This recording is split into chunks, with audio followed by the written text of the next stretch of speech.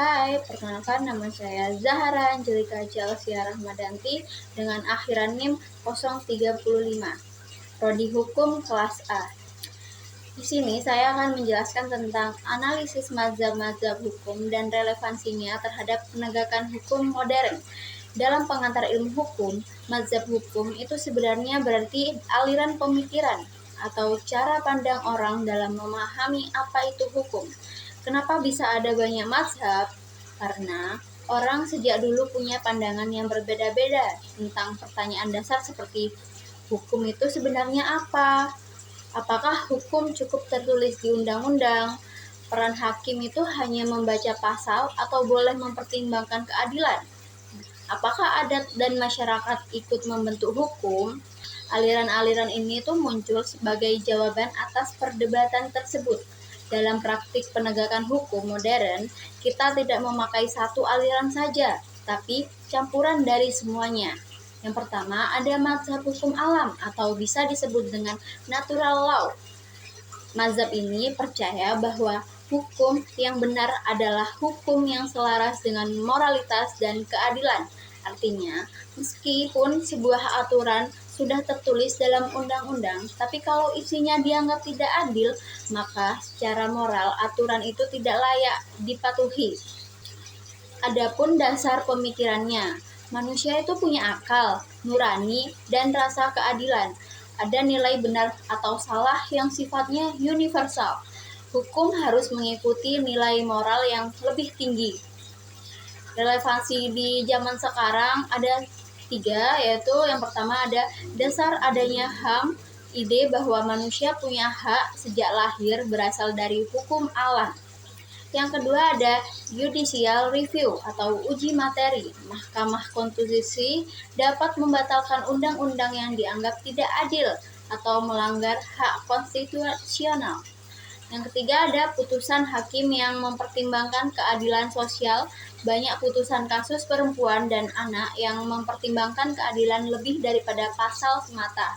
Nah, intinya itu natural law membuat hukum lebih manusiawi. Yang kedua ada mazhab positivisme hukum. Nah, positivisme memandang hukum itu adalah apa yang dibuat negara bukan soal moral, tapi soal aturan tertulis. Ciri-cirinya itu ada menekankan kepastian hukum, fokus pada legalitas bukan moral, dan mengutamakan aturan tertulis. Relevansi di zaman sekarang yaitu seluruh sistem hukum negara modern adalah positivistik. Contohnya ada KUHP, KUH Perdata, Undang-Undang, Peraturan Pemerintah, dan Perda atau bisa disebut dengan Peraturan Daerah. Yang kedua, penegak hukum bekerja berdasarkan aturan. Polisi, kejaksaan, dan hakim harus mengikuti prosedur hukum. Yang ketiga, ada kepastian hukum terjamin.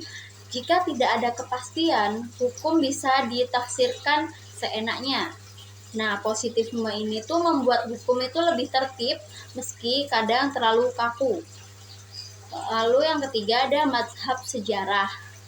Aliran ini tuh mengatakan bahwa hukum tumbuh dari kebiasaan, adat, dan budaya masyarakat, bukan dari buku teori, tetapi dari kehidupan sehari-hari.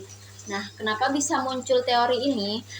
Savigny menolak kodifikasi hukum ala Prancis karena menurutnya hukum bukan bisa dibuat begitu saja, tapi harus mengikuti karakter masyarakat atau Volksgeist.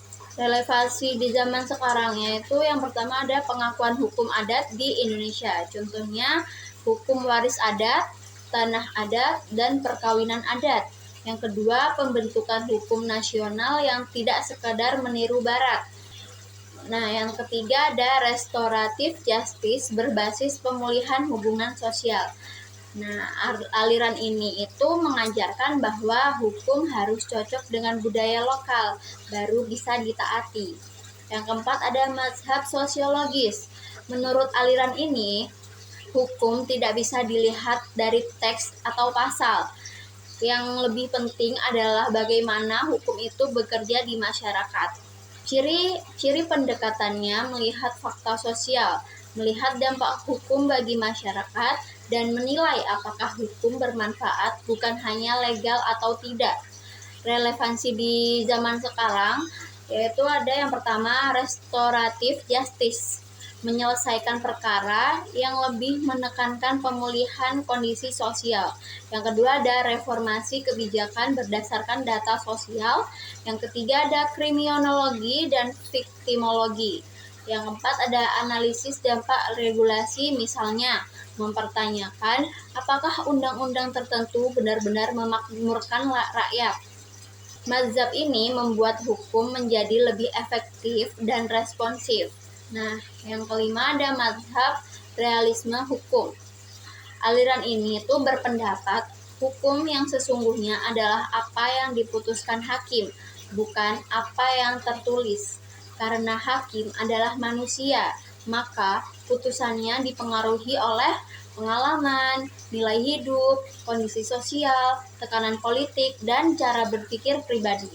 Relevansi di zaman sekarangnya itu ada 3. Yang pertama ada variasi putusan hakim bisa dijelaskan pasal sama tapi hakim berbeda atau putusan berbeda. Yang kedua ada mendorong reformasi peradilan, kode etik hakim, pengawasan, dan transparansi.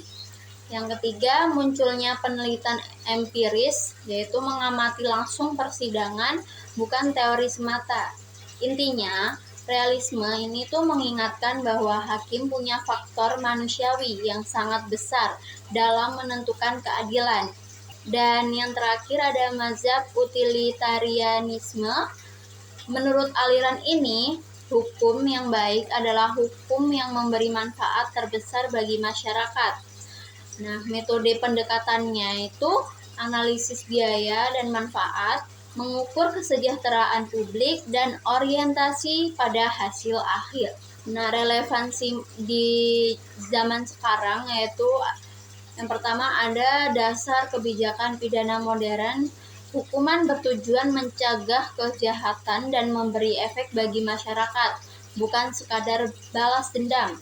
Yang kedua, hukum ekonomi dan bisnis. Dan yang ketiga, kebijakan publik yang berbasis manfaat sosial.